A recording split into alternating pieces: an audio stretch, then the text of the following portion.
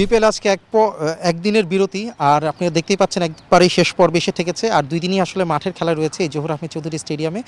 আর কিছুক্ষণ আগে আপনি আসলে পয়েন্ট টেবিলের ব্যাখ্যাগুলো দিয়েছেন।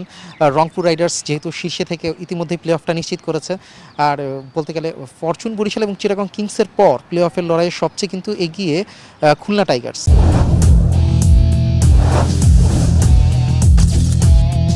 আর রাজশাহী সিলেটের আসলে তাদের চাইতে বেশি সম্ভাবনাটা কিন্তু তাদের রয়েছে। দর্শক, একটু মাঠের প্র্যাকটিস আপনাদেরকে একটু আবার এখন ফিরে নিয়ে যাচ্ছি, যেহেতু পয়েন্ট টেবিলের কথা বলছিলাম। এই মুহূর্তে আপনি দেখতে পাচ্ছেন এই মাঠে 4টা টিম প্র্যাকটিস করছে, তবে জহুর আহমেদের মূল গ্রাউন্ডে এখন 3টা টিম আছে। কারণ আমার ঠিক উত্তর সাইডে রয়েছে ফরচুন বরিশাল ডিফেন্ডিং চ্যাম্পিয়ন, যেহেতু তামিম ইকবালকে আজকে আমরা আবারও আজকেও দেখিনি।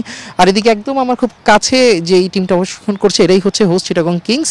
তাদের অনুশীলনটা দুর্দান্ত হয়েছে এবং তারা জয়ের ধারাও ধরে রাখতে চাচ্ছে। আর ওদিকে আছে খুলনা টাইগার্স সবুজ লাল জার্সিতে। আর ঠিক মাঠের বাইরে আউটার স্টেডিয়ামে কিন্তু রংপুর রাইডার্স প্র্যাকটিস করছে, যদিও কিন্তু আগামীকাল তাদের কোনো ম্যাচ নেই। তবুও যেহেতু তারা কিছু জনসচেতনমূলক কার্যক্রমের জন্য নিজেদের হোম গ্রাউন্ড রংপুরে গিয়েছিল এবং সেখানকার দর্শকদের সঙ্গে তারা বেশ কিছু সময় কাটিয়েছে, খুব ফুরফুরে মেজাজে আছে তাই। তবে মাঠের অনুশীলনেও তারা কিন্তু বদ্ধপরিকর।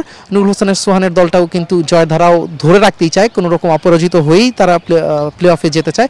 আর অন্যান্য দলগুলো আসলে বলতে গেলে চিটাগং কিংস তাদের নিজেদের মাঠ থেকে জয়টা নিয়ে ফিরতে চাচ্ছে, যদিও তাদের আরও একটি ম্যাচ থাকবে।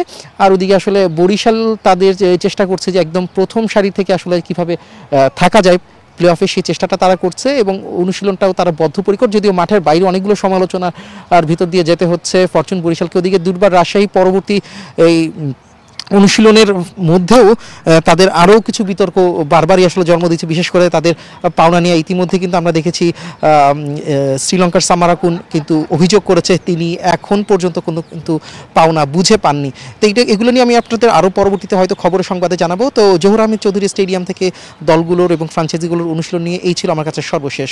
হাসিব।